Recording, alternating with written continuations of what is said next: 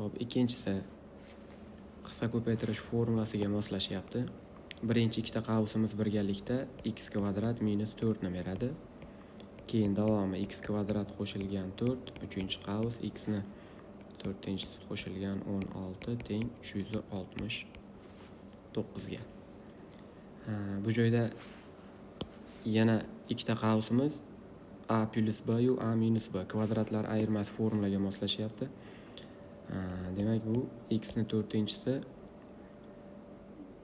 4 ni kvadrati bo'lsa 16 ni beradi. Ikkita qavsimiz x ni to'rtinchisi ayrilgan 16 teng 369 ga. Plyusdan mana bu joy. Bu ikkita qavsimiz yana formulaga moslashyapti. X 8-inchisi 256 teng 369.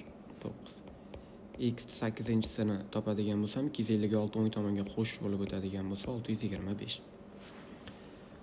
Xo'p, bundan x ni kvadratini 4-inchisi desam 625 5 ni 4-inchisiga to'g'ri keladi. Ikkala tomondan ham 4-inchi darajani tashlab yuborsam x kvadrat plus x kvadratimiz teng bo'ladi 5 ga teng bo'lib qoladi.